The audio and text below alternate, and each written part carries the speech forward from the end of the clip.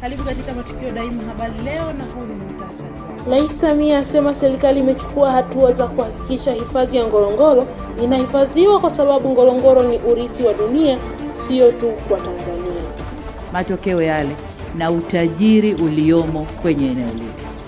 Wanafunzi wa chuo cha RDO Mdabulo waeleza namna fani ya ufundi bomba na mita za maji za malipo ya kabla zinavyowafurahisha watu.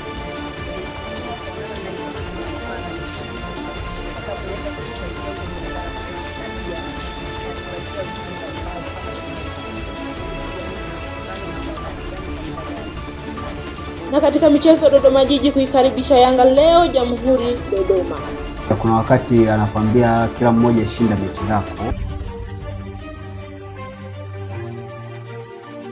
Habari za wakati huu, mtazamaji wa Matukio Daima. Naamini kabisa wewe ni mzima wa afya kama ambavyo sisi ni wazima wa afya. Nikukaribisha tu katika Matukio Daima habari kwa siku ya leo. Na tutakwenda kusomea habari hizi kwa siku ya leo ni mimi Emmanuel Manonga, na sitakuwa mwenyewe, nitakuwa na mwenzangu Berdina Majinge. Karibu tuwe sote kuanzia mwanzo hadi mwisho wa habari hii. Rais wa Jamhuri ya Muungano wa Tanzania Dr. Samia Suluhu Hassan amesema serikali imechukua hatua za kuhakikisha hifadhi ya Ngorongoro inahifadhiwa kwa sababu ni urithi wa dunia na sio tu kwa Tanzania, na kwamba upo katika vitabu vya dunia chini ya UNESCO. Kwa hiyo ni lazima Tanzania uilinde urithi huo.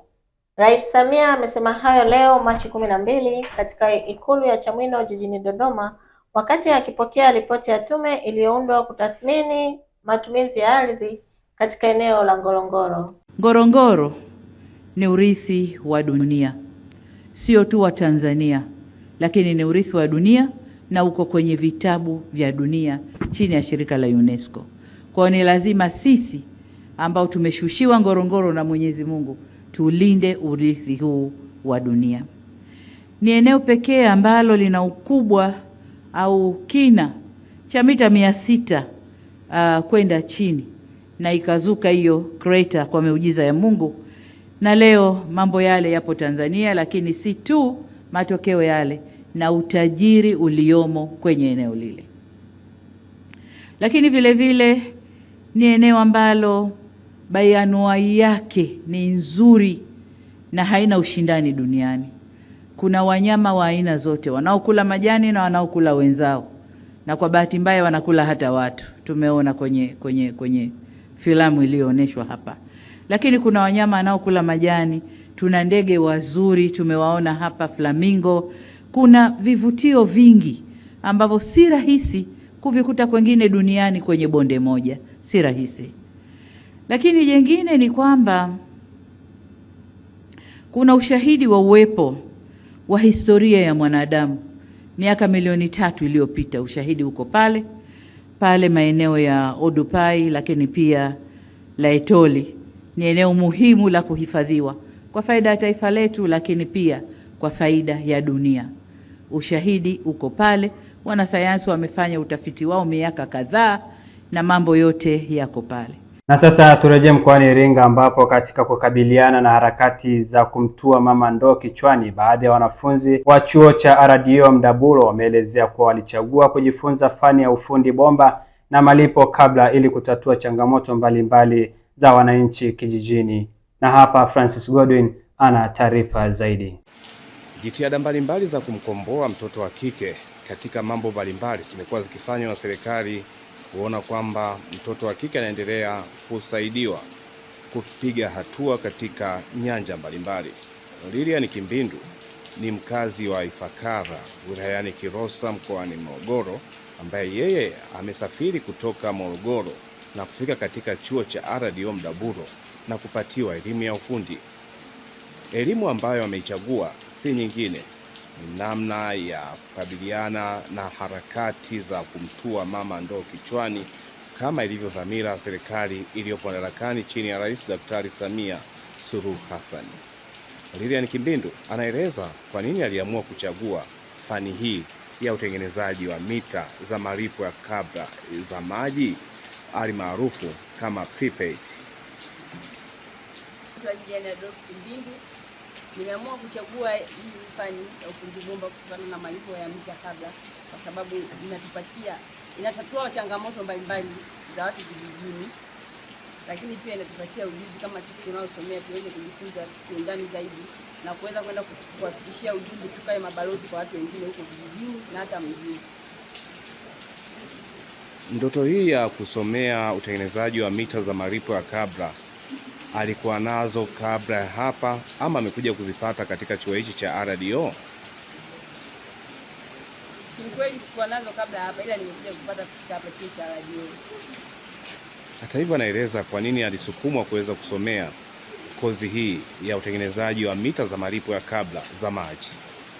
Nilisukumwa kuonana na hii kozi inanifana, ni kozi nzuri kwa sababu inaweza kutusaidia huko tuendapo, na pia inatupatia ujuzi mbalimbali kama sisi wanafunzi, ili kujua nini tunachofanya na kwa wakati gani, kwa muda gani.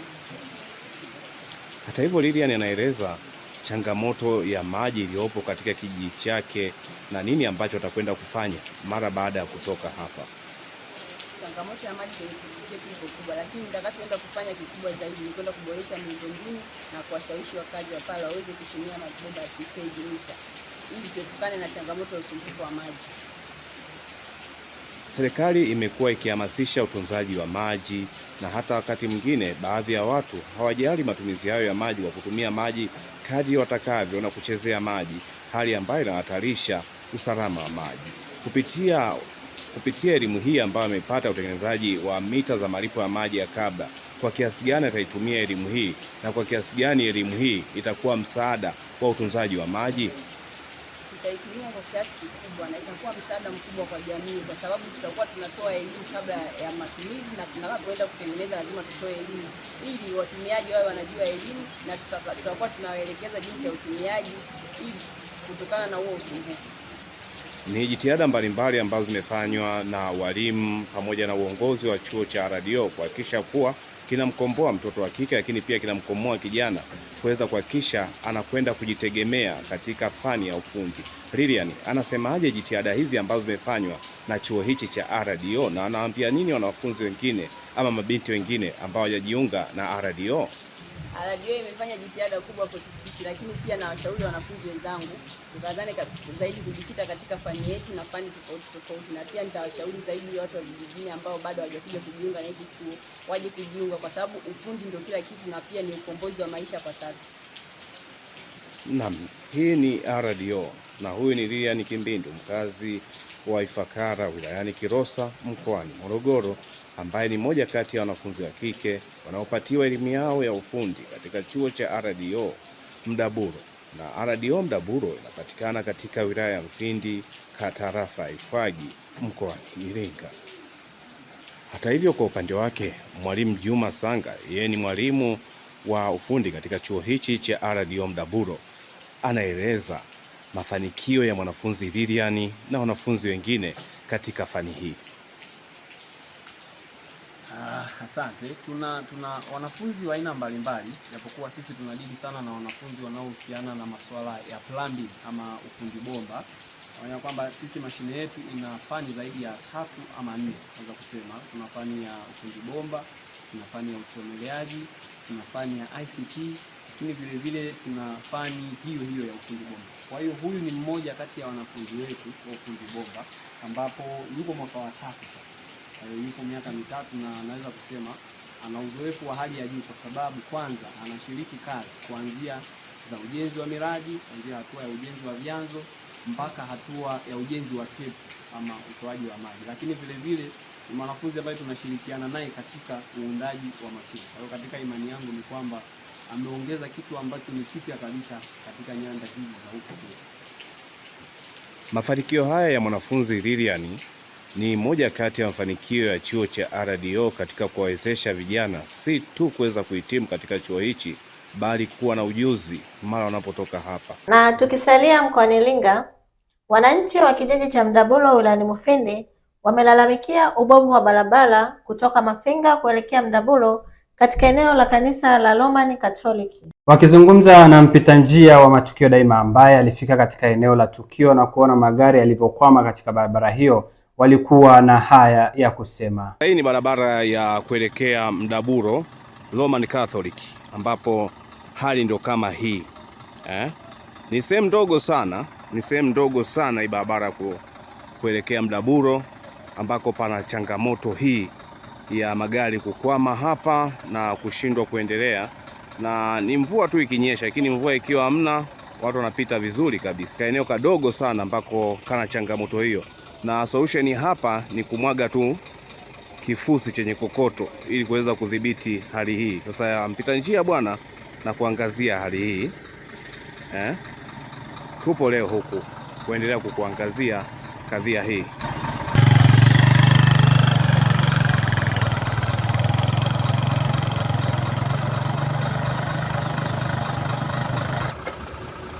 Kama nilivyoeleza kwamba hii ni barabara ya Mdaburo kutoka Mafinga kuelekea Mdaburo, na barabara hii kwamba ni barabara ya TANROADS, na kuanzia kutoka ikinyesha kidogo tu kwamba gari haiwezi kapandisha, na kama nilivyokueleza mwanzoni kwamba solution hapa ama utatuzi wa hapa kumwaga kokoto ili kuhakikisha kwamba barabara hii inapitika.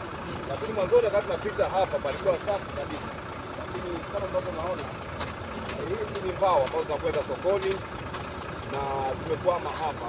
Hebu fikiria kama ingelikuwa ni mazao mengine ambayo yanaharibika na kipindi hiki cha mvua, nini kingefanyika hapa? Habari yako?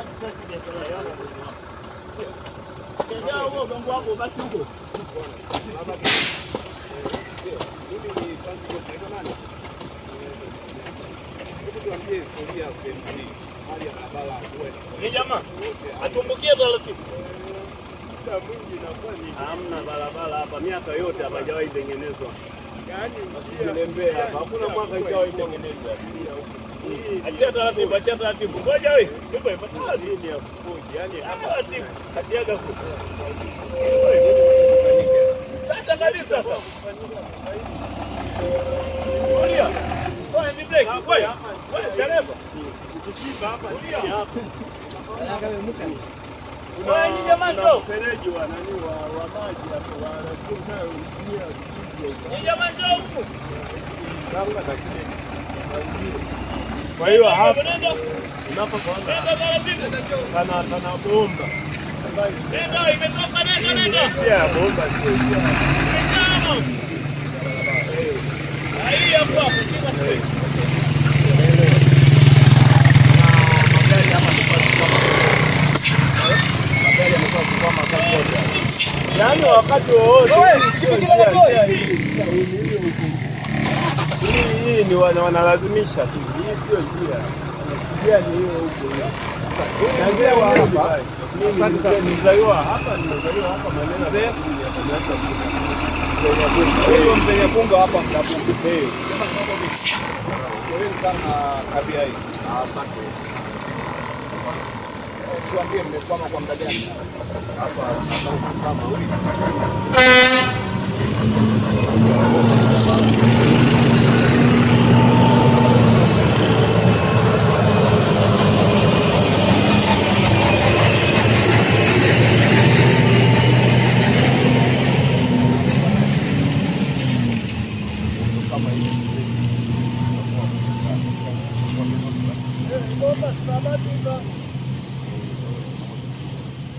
Mtazamaji, basi hii ni Mdaburo hii, na mpita njia kwamba anakuonyesha hali halisi ya barabara huku hali halisi ya barabara huku. Nyie mnasema kwamba kwenu kubaya, huku ndiko baya ulikoanzia.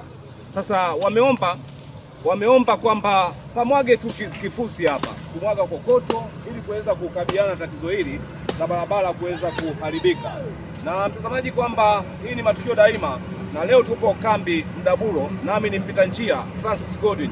Na tukielekea jijini Arusha, serikali kupitia Wizara ya Habari, Utamaduni, Sanaa na Michezo imetangaza uwepo wa mfuko wa jumla ya shilingi bilioni 50 kwa ajili ya kuwawezesha vijana wanaojishughulisha na sekta ya ubunifu nchini, ikiwemo watengeneza maudhui mtandaoni, waandishi wa habari na wasanii. Akizungumza jijini Arusha, Waziri wa Habari, Utamaduni, Sanaa na Michezo Paul Christian Makonda amesema mfuko huo ni utekelezaji wa maelezo ya Rais wa Jamhuri ya Muungano wa Tanzania Dr. Samia Suluhu Hassan yenye lengo la kuwawezesha vijana kiuchumi kupitia sekta ya habari, sanaa na ubunifu. Kuwatangazia Wizara ya Habari, Sanaa, Michezo na Utamaduni kupitia maelekezo ya Daktari Samia Suluhu Hassan Rais wa Jamhuri ya Muungano wa Tanzania, katika mfuko wa uwezeshwaji wizara yetu ilipangiwa kupewa bilioni 20. Kabla hapo kwenye bilioni 200 zilizotangazwa Mheshimiwa Rais tulikuwa tayari ameshatupatia bilioni 10. Jumla ni bilioni 30. Lakini tumejiongeza na kuongea na benki ya CRDB kwa mfuko huo wa kumsapoti Daktari Samia Suluhu Hassan kuwawezesha vijana wa wizara yetu, nao watatoa bilioni 20 mpaka bilioni 30. Jumla tutakuwa na bilioni sio chini ya 50. Ya kwamba wizara iko tayari kuwawezesha vijana wote wenye ndoto, taaluma zao kupitia sanaa, kupitia habari, maana yake wakiwemo wasanii wetu, content creator, influencer, watu wa habari, watu wa mziki, watu maproducer wale. Manake hizi bilioni 50 zinakwenda kwa kila mtu aliyoko ndani ya wizara yetu ya habari, sanaa, michezo, na wakiwepo mpaka na wale wachoraji, ili wapate fursa wa utumie mfuko kwa ajili ya kunyanyua uchumi wao, kama ambavyo ndoto ya Daktari Samia kuachilia tabasamu kwa Watanzania kupitia wizara yetu ya habari, michezo na utamaduni. Lengo kubwa kwamba tunasubiri tarehe. Tumemwomba Mheshimiwa Rais wa Jamhuri ya Muungano wa Tanzania Daktari Samia Suluhu Hassan kuwa mgeni rasmi. Kwa hiyo tunatamani ya kwamba tukishapata tu tarehe tutaitangaza ili wote tujumuike na mfuko uzinduliwe na rasmi uanze kufanya kazi ya kupata pesa. Kwa hiyo pesa zipo. Uwezeshwaji umeshatengenezewa mazingira. Watu mmeshajisajili. Kichobaki ni uzinduzi ili hela iingie mfukoni na nyie mjenge uchumi wetu. Bilioni 50 kwa ajili ya mafanikio ni mapinduzi makubwa kwa wizara yetu.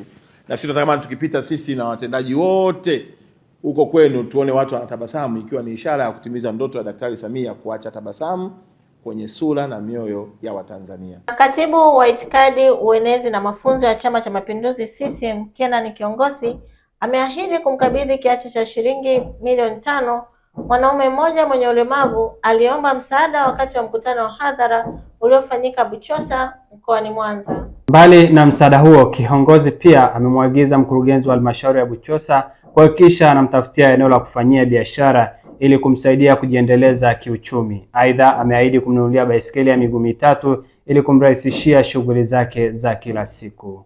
Ni kwamba nimesimama mahali hapa leo, nimepata fursa. Hii ni fursa ambayo nilikuwa nikilia, nilikuwa niko ndani miaka mingi sana. Twende kwenye shida. Nilikuwa natamani nikutane na uongozi, serikali iweze kunitazama na mimi. Ndio. Nilipata changamoto, nilikuwa niko kwenye mambo ya utafutaji. Ni mwaka 2017 wilaya ya Chato. Nilipondwa na maduala. Nikawa nimepata ajali namna hii mnavyoniona, siwezi hata kutembea. Nimekuwa mtu wa kulala ndani. Ubaya zaidi sina baba, sina mama. Sasa hapa nilipo nimekuja niombe serikali inikumbuke, na walemavu nasikia waji na wakumbuka. Basi unataka nini? Na mimi niambie, mimi unataka kitu gani? Kitu cha kwanza ninachotaka serikali nikumbuke, Mungu achilie neema nipate tu baisikeli, maana mimi sipendi niitwe omba. Baisikeli ya matairi matatu. Baisikeli ya kuweza kutoka hata ndani nikaenda kuangalia fursa. Inauzwa shilingi ngapi? Sijajua, ni waga nasikia tu zipo. Kingine nisaidiwe hata kuwezeshwa. Mungu ninaomba achilie mlango. Unataka kufanya nini? Nilipopata hii ajali nikaona kwamba mikono ni mizima, nikabidi nianze kujifunza ushonaji wa viatu. Mpaka sasa nina mtaji wa shilingi 2000. Naamini kwamba ninauzi aina 2 huwa nashona.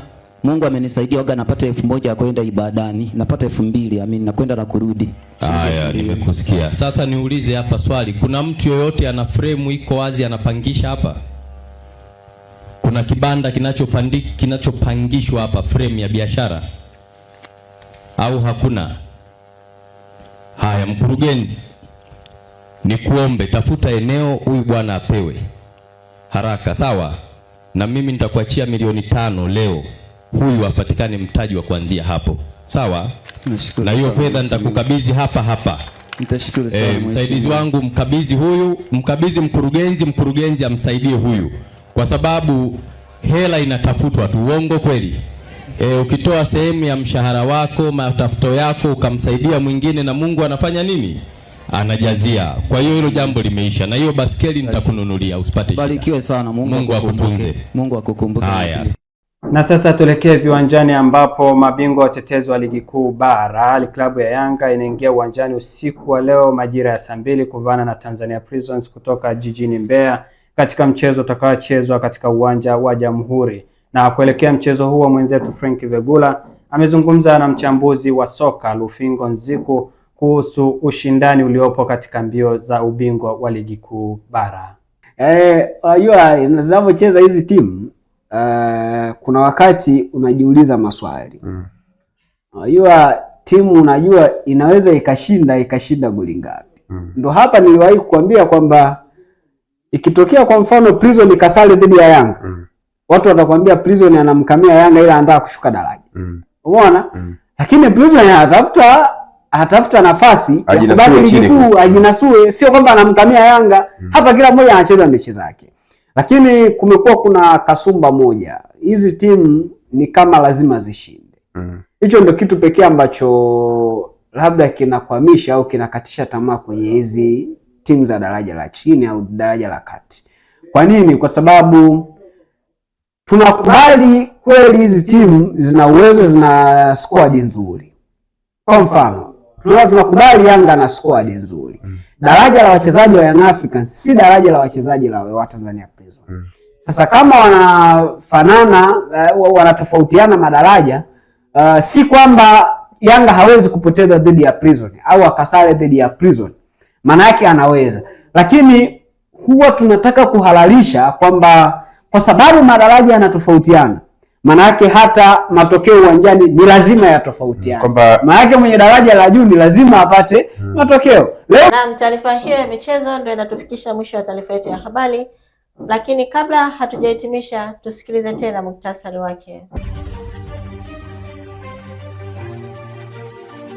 Karibu katika Matukio Daima Habari leo, na huu ni muhtasari.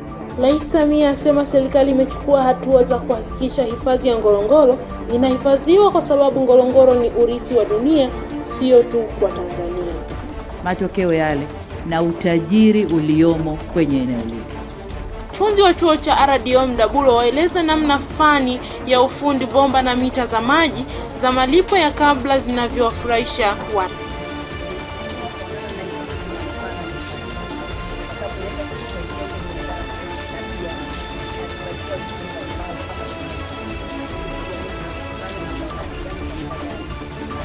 Na katika michezo, Dodoma Jiji kuikaribisha Yanga leo Jamhuri Dodoma. Kuna wakati anakuambia kila mmoja shinda mechi zako. Na mtazamaji, na huu ndo mwisho wa taarifa ya habari kwa siku ya leo. Kwa niaba ya wote walioandaa na kuchakata taarifa hii ya habari kwa siku ya leo, jina langu ni Emmanuel Manonga. Na mimi ni Beldina Majinge, na kusiendelea kuwa nasi kupitia mitandao yetu ya kijamii ambayo ni Facebook, Twitter, Instagram, YouTube kwa jina moja la Matukio Daima. Uwe na usiku mwema.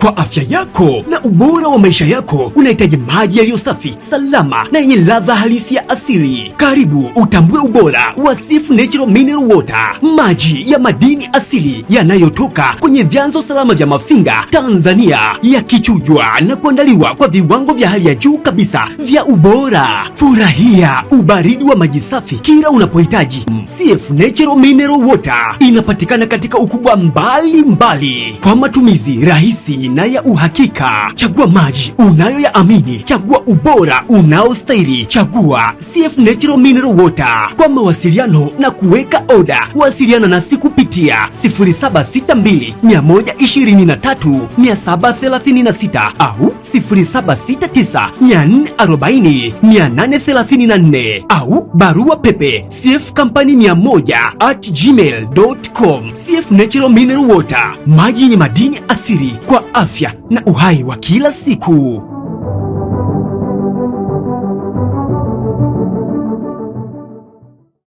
Umehitimu darasa la 7, kidato cha 4 au zaidi na unahitaji kupata ujuzi? Karibu katika vyuo vya RDO Mdabulo, RDO Mafinga, RDO Ibwanzi na RDO Kilolo ili ujipatie mafunzo mahiri ya malezi yaliyo bora. Fani zinazotolewa vyuoni ni kama ifuatavyo: umeme wa majumbani na viwandani, uchomeleaji na uundaji wa vyuma, ufundi magari, ufundi bomba, upishi na uhudumu wa hoteli, useremala, uashi au ujenzi, uzalishaji wa afya ya mifugo, ubunifu na ushonaji wa mavazi, ufumaji, utengenezaji wa bidhaa za ngozi, teknolojia ya habari na mawasiliano na matumizi ya kompyuta. Mafunzo yanatolewa kwa miezi 3 na miezi 6 tu. Nafasi za hostel zipo kwa wahitaji wote. Pia tuna nafasi kwa wanaohitaji kuhamia level 1, 2 na 3. Vyuo vyetu vyote vimesajiliwa kikamilifu na Baraza la Ufundi na Mafunzo ya Ufundi Study NACTVET. Unaweza kujisajili moja kwa moja na kupakua fomu za kujiunga katika tovuti ya shirika, yani www.rdo.or.tz. Iandae kesho yako iliyo bora na vyuo vya RDO. Kwa maelekezo zaidi wasiliana nasi kwa namba 0757 35 18 37 au 0745 92 15 75. Kumbuka, ufundi ni taaluma ina.